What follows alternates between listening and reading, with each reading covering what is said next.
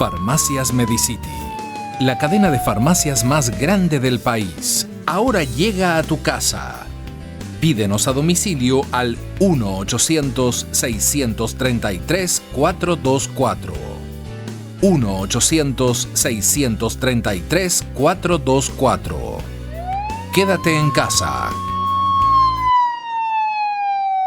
Carlos Castro, él fue decano de la Facultad de Jurisprudencia de la Universidad de Cuenca. Es un activista pro medio ambiente desde su experticia y su profesión, uno de los jurisconsultos que dio forma a la consulta popular, a esas 5 preguntas que pasaron por fin el filtro de la Corte Constitucional.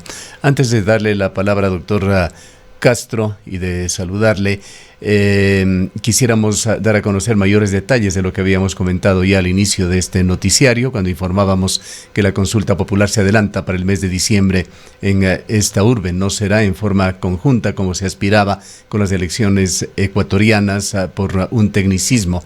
En todo caso, en 11 días se hará ya la convocatoria a esta consulta popular, que se la comenta de diversas maneras. Hay gran preocupación por el sector minero por este tema.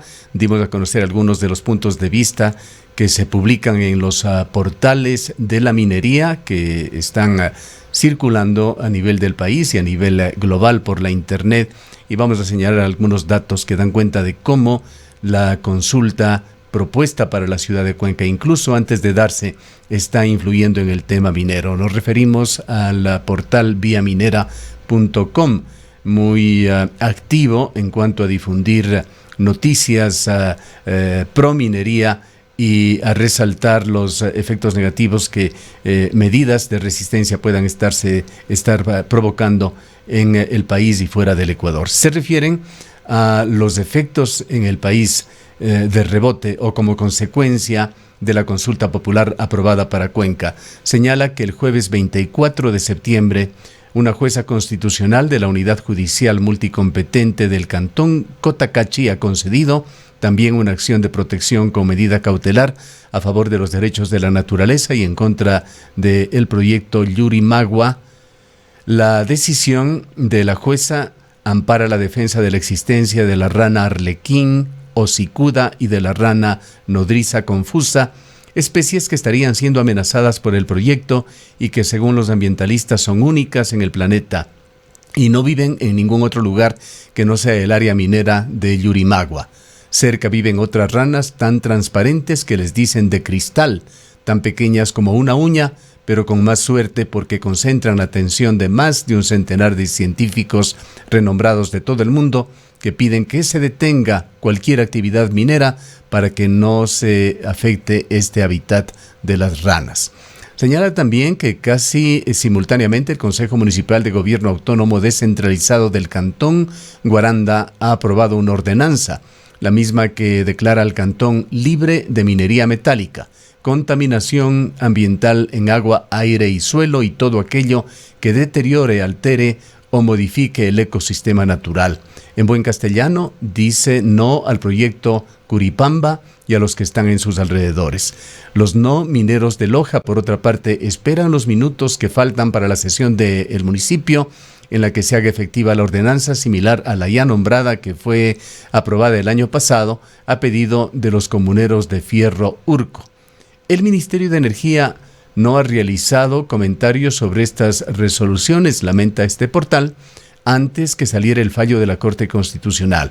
Llamó la atención que el ingeniero Fernando Benalcázar, él es el viceministro de Minas, presentara su amicus curiae con el proceso a título personal y no como autoridad del sector. La Cámara de la Minería del Ecuador, la Cámara de la Producción e Industrias y el Comité Empresarial Ecuatoriano, que respaldan abiertamente a la Corte Constitucional o respaldaron cuando dijo no a la consulta, se fueron por las ramas de la sentencia y repitieron su argumento favorito: son políticos que no quieren a la minería responsable. Otros portavoces del sector, como el tanque de pensamiento Litz, dijeron lo mismo y con menos énfasis. Según ellos, se trata de un precedente limitativo al sector minero en el Ecuador y, consecuentemente, al ejercicio de los derechos constitucionales como derecho al trabajo, a la empresa, al trato igualitario, entre otros, pero que además merman la tan llamada seguridad jurídica ante inversiones importantes que aportan o se proyectan que aportarían a la economía del país. Así se comenta con preocupación en estos portales pro minería lo que está sucediendo en Cuenca, pero es innegable los efectos y las consecuencias que esta decisión del Cantón Cuenca están trayendo y van a traer sobre el futuro de la minería y la defensa del agua en el país. Con este antecedente quisiéramos entrar con su comentario sobre la decisión tomada por el Consejo Nacional Electoral, que decide que la consulta por el agua y por la minería en el Cantón Cuenca sea anticipada para el día 13 de diciembre del 2020. Le saludamos y le damos la bienvenida nuevamente. Gracias, Gustavo. Buenos días. Un saludo a la distinguida audiencia de Antena 1. Realmente también nos tomó por sorpresa esta información dada por la señora presidenta del Consejo Nacional Electoral. Nosotros habíamos previsto de que la consulta podía darse coincidiendo con la primera vuelta electoral o posiblemente con la segunda vuelta electoral. En todo caso, la señora presidenta del Consejo Nacional Electoral ha señalado que por imperativo legal tienen que señalar una fecha con anterioridad a las elecciones de nuestro país.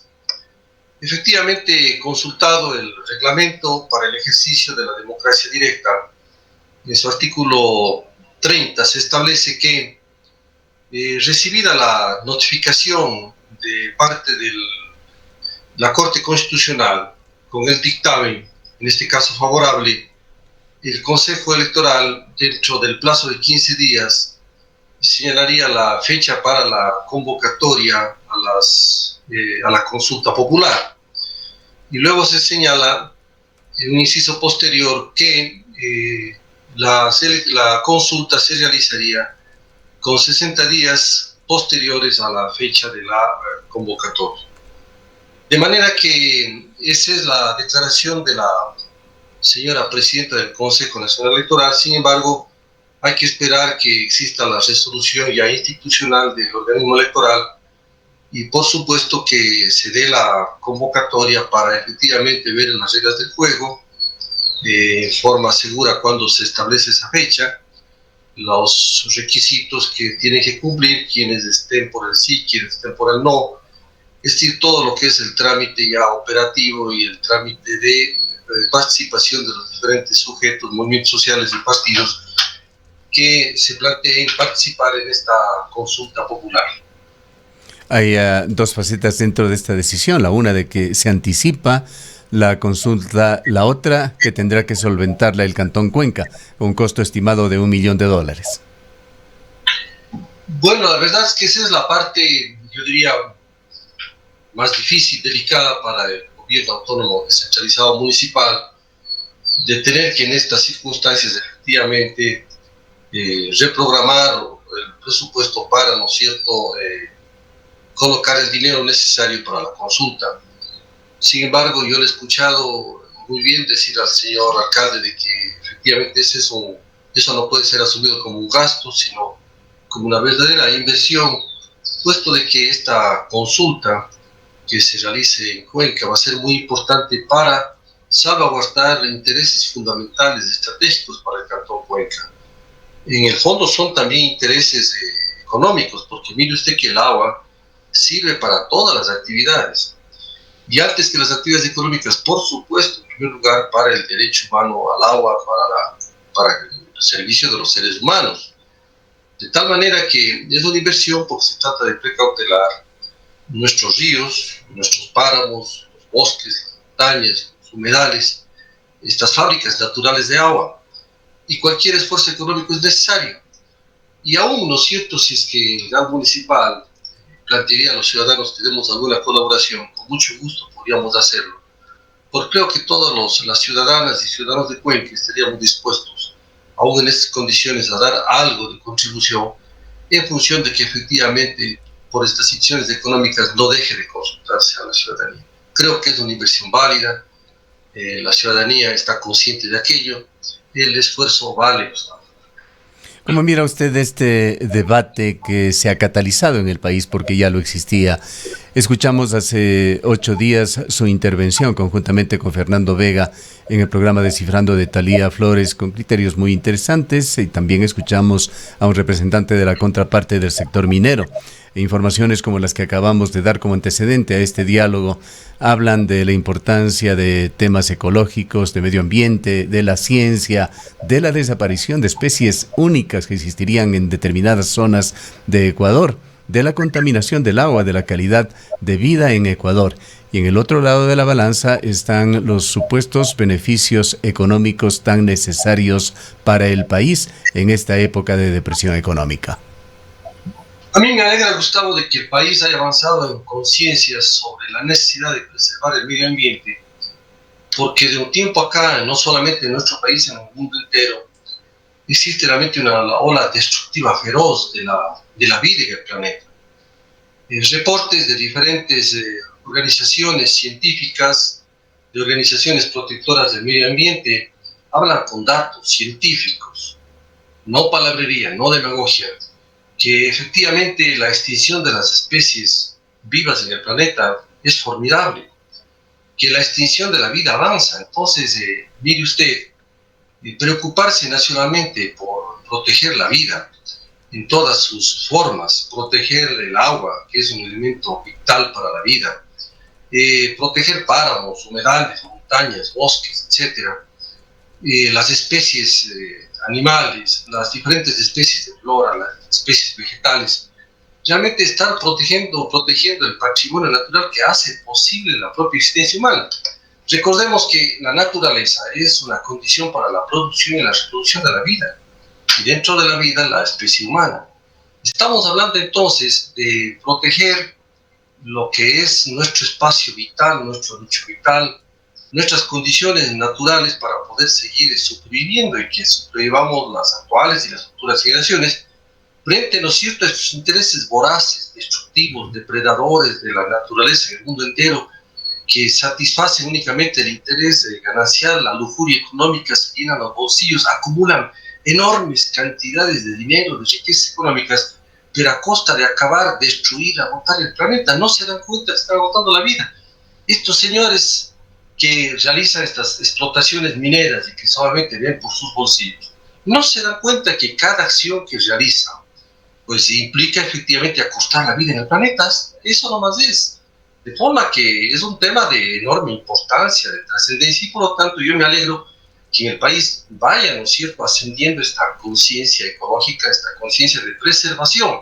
A la final está demostrado científicamente también, Gustavo, que más les cuesta a las sociedades, a los pueblos, a las ciudades, a los estados, a los gobiernos locales, el sufragar los pasivos ambientales, los grandes daños y perjuicios, que lo que realmente ingresa efectivamente al Estado. Pero en el caso nuestro, como Estado centralista que nos trata mal, que efectivamente succiona los ingresos de nuestro cantón, de nuestra provincia, y no nos devuelve ni siquiera de forma justa. Peor en tratándose, ¿no es cierto?, de ingresos extraordinarios, donde todo, ¿no es cierto?, llega a las arcas centrales y se destina para beneficios de otras ciudades, de otras provincias.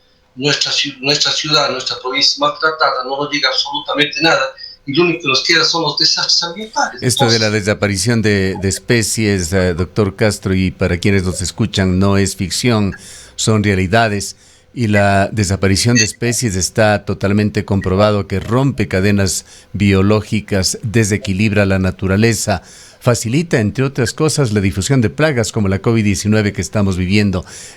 Para entregarles un dato concreto, el año pasado, el año 2019, 24 especies fueron declaradas oficialmente extintas en el planeta. 5 plantas, 5 peces, 4 aves, 4 mamíferos, 3 anfibios, 3 reptiles y un invertebrado. Especies que desaparecen y, como la muerte, irremediablemente no vuelven más. Gustavo, el ébola científicamente está probado hasta la saciedad, que justamente saltó a los seres humanos resultado de la agresión de nichos, donde se encontraron ciertas especies de murciélagos. Así surgió el ébola, un virus 100.000 veces más mortal que el SARS-CoV-2, el COVID-19. Si el ébola se hubiese extendido por el mundo y no se hubiese cercado en el África, créase, Gustavo, que estamos hablando de un desastre planetario de millones de muertos en el planeta. ¿Quién sabe de cuál sería la depredación de la vida humana en el planeta por este virus? No se expandió, se logró cercar, pero este virus del ébola saltó por la agresión justamente a nichos silvestres, el irrespeto, la expansión, la brutal expansión de las fronteras urbanas hacia sitios que no se deben tocar, y efectivamente se contaminó en primer lugar un niño, luego una familia, y empezó la alarma mundial. Por suerte, Gustavo, el ébola fue controlado. Caso contrario, realmente el desastre mundial hubiera sido bárbaro. No tendría comparación alguna con lo que está haciendo con el COVID. Esto sería un juego de niños. Hay figuras más cercanas que nos tocan, doctor Castro, estudios de la empresa municipal Etapa que señalan que el suplemento de agua dulce, agua potable, también en la ciudad de Cuenca está garantizado solamente por algo menos de 10 años. Para el año 2030 estaría ya Cuenca en problemas de suplemento de agua, y el agua es sinónimo de vida, es uno de los elementos más importantes en la naturaleza que debemos protegerlo. Creo que estas reflexiones hay que trabajarlas todavía en la ciudad de Cuenca, más allá de comportamientos ciudadanos que se han evidenciado en distintas circunstancias, incluyendo la consulta de Girón, incluyendo la consulta popular del 2018, en la cual las propuestas pro naturaleza, pro agua, han recibido un masivo apoyo de más del 70% en ambos casos mencionados aquí, y las frecuentes manifestaciones de diverso tipo que las entidades ciudadanas, Prefectura Provincial de la SUAY, Consejo Municipal, Empresa Etapa, no se diga, los conglomerados ciudadanos, los grupos organizados han hecho sobre el agua. ¿Qué cabe, doctor Castro, esperar con respecto al apoyo ciudadano a esta consulta que se realizará el 13 de diciembre? Bueno, nosotros, Gustavo, hemos estado ya haciendo el análisis de los diferentes escenarios que se vienen respecto de la consulta. Nosotros esperamos una reacción formidable de la ciudadanía de Cuenca para que efectivamente seamos todos los habitantes de Cuenca que nos pronunciemos de forma masiva, contundente, para contener esta amenaza. Estamos enfrentados a una pandemia viral, pero igualmente vamos a enfrentarnos en la consulta a parar esta pandemia que amenaza con destruir nuestras fábricas naturales de agua. Esperamos que realmente el resultado sea contundente. Ya Cuenca se pronunció en la consulta del 4 de febrero del 2018 de forma contundente. De esta forma, en esta oportunidad, entendemos que la respuesta de las Cuencas, sus parroquias, será mayoritaria. La participación ciudadana se impone. Esperemos que más allá de los recelos para salir a sufragar, para expresar su voluntad, pese realmente el interés fundamental de los habitantes de la ciudad. Nosotros tenemos que enfrentarnos a unas empresas, a unas transnacionales mineras que son poderosas económicamente, que pueden tratar de dominar el escenario, ¿no es cierto?, con publicidad, con propaganda engañosa respecto de la realidad de la actividad minera de páramos. Vendrán nuevamente los discursos sobre la minería responsable, de la minería amigable, de las tecnologías de punta, de las tecnologías modernas. Vendrán, ¿no es cierto?, las obras, en este caso, por tratar de conseguir la conciencia de las comunidades, dividir las comunidades, arreglar pequeños ramales, darles tubos de agua, darles a lo mejor lastrado de vías, componer o reparar alguna escuela, alguna casa comunal, estas obras que realizan, ¿no es cierto?, como para engañar a las comunidades.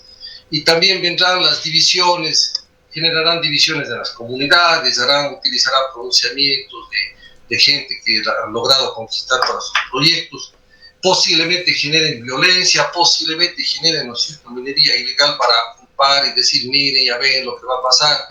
Son escenarios que se prevén, ¿no? Ya se han tenido esas experiencias en otros momentos, en otros lugares, y en aras de proteger sus intereses patrimoniales, esperemos que efectivamente esas conductas también se den acá, pero tendremos que afrontar con la conciencia ciudadana, tenemos que pedir a los medios de comunicación, a los periodistas, a todos los hombres y mujeres que quieren defender a su tierra, que nos ayuden en esta empresa, en este interés fundamental. La juventud, los estudiantes tienen que movilizarse, los intelectuales, la academia, los empresarios honestos, patriotas, cívicos, quienes, ¿no es cierto?, quieren a Cuenca, quieren su progreso, quieren precautelar su futuro, todos unidos en un frente único de cuencanos y cuencanas. Tenemos que defender este interés fundamental. Aquí no hay interés grupal. ¿Qué impresión, hablando de empresarios, doctor Castro, qué impresión le dejó usted el abogado Andrés Icaza, representante de las cámaras de la producción, que estuvo conjuntamente en este diálogo o debate que organizó Thalía Flores la semana pasada? Bueno, mire, yo tengo que admitir que el debate es bueno, la discusión es necesaria. Como colega, como abogado, les respeto, no puede ser de otra manera, pero creo que efectivamente planteó algunos elementos inconsistentes, unas falacias. Voy a repetir los argumentos que ya sabemos, ¿no? A ver, yo no quise entrar mucho a la discusión del tema jurídico profundo sobre el tema de la irretroactividad. Esto me ha gustado porque son temas técnicos profundos que a veces no son de comprensión de la ciudadanía. Pero tratemos de hacer las cosas más sencillas, Gustavo, si me permite y si hay tiempo acaso unos minutos. Ya en los años 1950, 60, antes inclusive, los juristas debatieron sobre el tema de la irretroactividad de la ley y asimilaron, ¿no es cierto?, el tema de estas manifestaciones de voluntad, lo que es la manifestación de la voluntad a través de la ley. La ley por principio es irretroactiva, pero señalaron con claridad y en épocas pasadas, Gustavo, que en materia de orden público y de intereses públicos, y ahora diríamos en materia de derechos humanos, efectivamente la retroactividad cabe. Entonces, frente al argumento de la seguridad jurídica, que sí es un valor fundamental y que todos nosotros estaremos de acuerdo, sin embargo, en la seguridad jurídica también nos concurren el peso de los intereses y los derechos, lo que es el interés colectivo y los derechos colectivos y fundamentales que miran a la propia supervivencia del ser humano versus, por ejemplo, los intereses y derechos patrimoniales. ¿Qué pesa más, Gustavo? Entonces, en nombre, ¿no es cierto?, de la seguridad jurídica y los intereses patrimoniales, usted no puede sacrificar intereses de los pueblos, intereses colectivos, intereses y derechos fundamentales para la vida, Gustavo.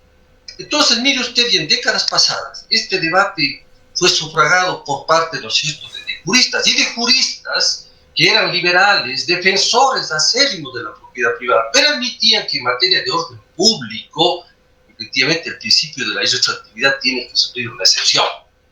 Y mire usted, esto estamos hablando, ¿no es cierto?, a mediados del siglo pasado.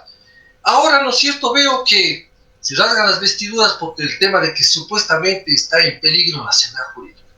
¿De cuál seguridad jurídica hablan los empresarios mineros? De la seguridad jurídica de sus intereses patrimoniales. ¿Y qué pasa con la seguridad jurídica de la ciudad de Cuenca en este caso? De la seguridad jurídica de sus habitantes del acceso al derecho al agua. ¿Qué pasa con la seguridad jurídica de toda la colectividad de las parroquias, los pueblos, los caseríos, los agricultores y ganaderos, los dedicados a las actividades acuícolas, los dedicados a la actividad turística? ¿Qué pasa con esos intereses vitales para la subsistencia de los habitantes de toda una ciudad, la tercera ciudad del país? Entonces, yo podría poner en una balanza el interés patrimonial de las empresas transnacionales y el interés de las cuencanas y cuencanos. ¿Qué pesa más, Gustavo? Pero a esta altura, ¿no es cierto?, de la evolución de la doctrina jurídica, querer, ¿no es cierto?, retroceder hacia atrás, cuando ya juristas, insisto, liberales, defensores acérrimos de la propiedad privada absoluta, admitían que en caso de intereses que miran al orden público, cabe la retroactividad. En este momento del neoconstitucionalismo, de los tiempos, ¿no es cierto?, de defensa de los derechos de la naturaleza, los derechos humanos, plantear, ¿no es cierto?, esas teorías es un retroceso. Ahora, de cualquier manera, doctor Castro, es innegable que esta decisión, esta sentencia de la Corte Constitucional sí deja abiertos estos dos temas, o por lo menos deja con un espacio de duda esto de la irretroactividad. Y concretamente se preguntan los cuencanos qué va a suceder con el proyecto minero de Quimsacocha, con el de Río Blanco, que no son los únicos, pues hay centenares de otras concesiones que se encuentran en diversos grados, en diversas etapas de exploración y explotación en la ciudad de Cuenca y en la provincia de La Suay, ni qué decir. Y el otro tema también que genera una inquietud es la delimitación geográfica que tendrá que hacerse a posteriori de estas zonas de recarga hídrica. ¿Cómo mira usted estas dos situaciones? Bueno, sobre la primera situación, hay este texto del dictamen constitucional y nosotros no podemos negar que allí se establece, ¿no es cierto?, que los efectos son a futuro. Ahora bien, si usted, Gustavo, lee con atención los considerandos y las preguntas, los considerandos y las preguntas se refieren a hechos actuales. Cuando se formularon los considerandos y las preguntas, nosotros hablamos de hechos actuales, de amenazas actuales, no para el futuro abstracto. Nos referimos a datos, hechos, circunstancias, concesiones mineras actuales que están en las cabeceras de los ríos, en materia de esta consulta, a zonas de recarga hídrica concretas, georreferenciadas. Nos referimos a situaciones reales y concretas actuales. Y así está planteada la pregunta, y planteamos la explotación minera como fase de la explotación minera, y cumplimos con todos los estándares constitucionales. Sin embargo, ¿no es cierto?, en el dictamen de la Corte Constitucional, a la vez que aprueba la constitucionalidad de los considerandos y las preguntas, plantea, ¿no es cierto?, este elemento de los efectos futuros. Ahora bien, Gustavo, nosotros tenemos que admitir que sí existen cabos sueltos y existe, ¿no es cierto?, una controversia jurídica. Pero, Gustavo, la consulta popular, la consulta ciudadana, este hecho político, democrático, fundamental, va a zanjar este debate jurídico. Así ha sucedido en la historia mundial, en la historia de los pueblos.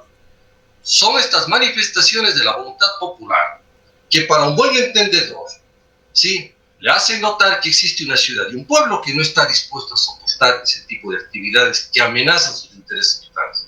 Esto se ha dado en la historia, de tal forma que la consulta ciudadana, la consulta popular, será un acto a través del cual la ciudad de Cuenca les dirá: señores, no pueden ustedes realizar actividad minera en estas fábricas naturales de nuestra ciudad, estas fábricas naturales del agua de nuestra ciudad. Eso nomás es, Gustavo.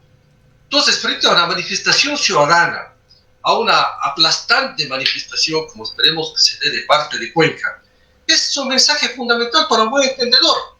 No creo que estos señores, estos empresarios de estas compañías transnacionales, viendo esa manifestación de la voluntad de toda una ciudad, quieran neciamente seguir, ¿no es cierto?, con el intento de seguir con sus explotaciones mineras en las cabeceras de nuestros ríos. Están equivocados, Gustavo.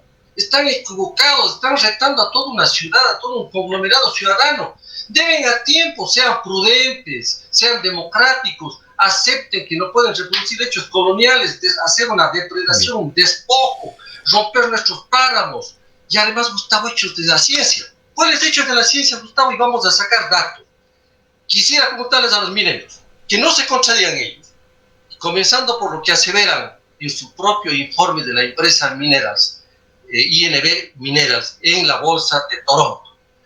¿Cuánto por ciento de arsénico está, ¿no es cierto?, en cada concentrado de oro, pirita y oro cobre? Dicen en su informe el 8,5%.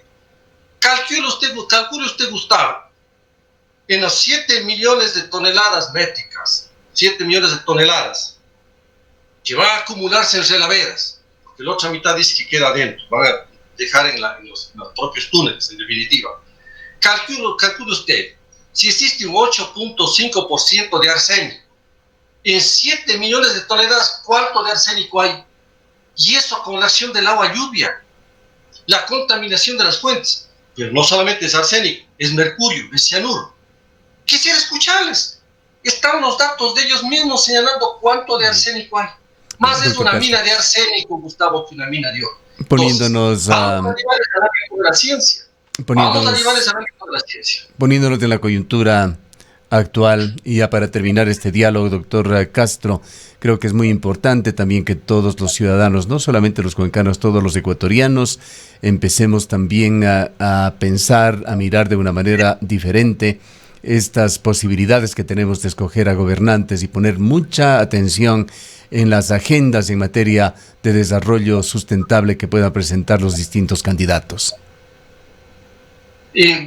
Gustavo, la segunda parte de la pregunta me olvidé de responder, sobre el tema de la delimitación de las zonas de recarga hídrica. Existe una delimitación hecha por parte de una empresa, la que más conoce, la más técnica, la que durante años profesionalmente, resguardando y para garantizar el derecho al agua de los cuencanos, ha delimitado estas zonas de recarga hídrica. Y no lo hizo Gustavo artificialmente. Ahí la Corte se equivoca. La Corte, Gustavo, no leyó a cabalidad, no estudió a profundidad por qué etapa hizo esa delimitación técnica. Lo hizo en el marco de la Constitución, de las atribuciones que le da el COTAD a los municipios, de la ordenanza municipal, en uso de la obligación del deber que le impone la Ley de Recursos Hídricos a los GATs municipales de precautelar las fuentes de agua. La Corte no hizo un trabajo, no se esmeró, falló en esta apreciación, porque lo que hizo etapa lo hizo en el marco de la Constitución, la ley y la ordenanza. Entonces, esa delimitación es técnica. Por eso es que cuando se da el dictamen constitucional, lo primero que hago como ciudadano y como representante del Cabildo del Agua es pedirle a Senagua, a la funcionaria respectiva, del MAE, que ahora está funcionado con la Autoridad del Agua, que me diga qué criterio tiene respecto del tema de las zonas de recarga hídrica. Porque usted, Gustavo, por ejemplo, usted es un técnico, usted es un científico, usted es un profesional. Y entonces no hay para dónde equivocarse en la georreferenciación de lo que es una zona de recarga hídrica, porque es un tema técnico. Los técnicos no van a decir 1 más 1 es 4. Van a ratificarlo de etapa, porque etapa ha venido trabajando años de años.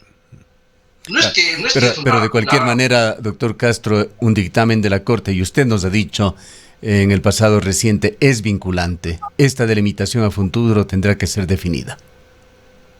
Definida entre Senagua, el GAT cantonal y etapa, como dice, considerando la resolución.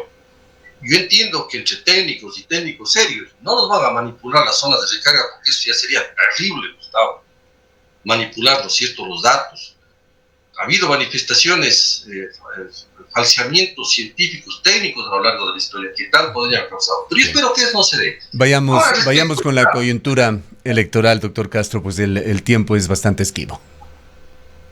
Respecto del tema electoral, efectivamente hay que meditar profundamente el voto. Y yo espero que los candidatos se pronuncien todos sobre este tema con claridad, sobre el tema del agua en relación con la minería.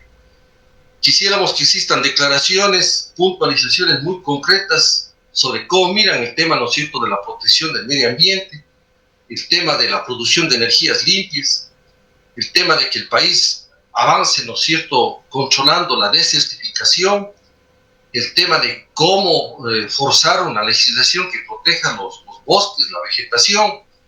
Los candidatos deben preocuparse fundamentalmente en garantizar óptimas condiciones de vida para los ecuatorianos, y dentro de ello el tema del agua. El agua ha sido maltratada, Gustavo. No hay verdaderos programas de atención, inclusive para el propio riego, para dotar de una vez de agua potable a las comunidades, el alcantarillado, obras de saneamiento, obras fundamentales para la salud de las cabeceras parroquiales, diferentes poblados, recintos. Realmente el tema medioambiental es un tema que cruza todas las actividades, es un tema holístico y transversal a las demás actividades productivas. Estamos hablando, por lo tanto, de que los candidatos deben referirse con seriedad a estos problemas. Y en el caso concreto de la situación de Cuenca, deberían los candidatos también pronunciarse si están con los habitantes de Cuenca o están con los intereses patrimoniales de las mineras. Yo entiendo que hay vinculaciones económicas profundas también con muchos sectores políticos entre la minería, el capital transnacional minero y algunos políticos, algunas tiendas políticas. Existen vinculaciones, pero por favor, creo que es hora que los candidatos, los partidos se fijen más en los intereses de los pueblos de los habitantes, de las muchedumbres, antes que fijarse en intereses económicos muy estrechos. Muchas gracias por habernos atendido. Han escuchado al doctor Carlos Castro, jurista, miembro del Cabildo por el Agua y la... En el Ecaustro, desde hace 20 años, trabajamos día a día para generar la energía que tú necesitas. Hoy, renovamos nuestro compromiso de servir a la región y al país, generando desarrollo con conciencia y conservación ambiental y siempre mirando al futuro. El Ecaustro es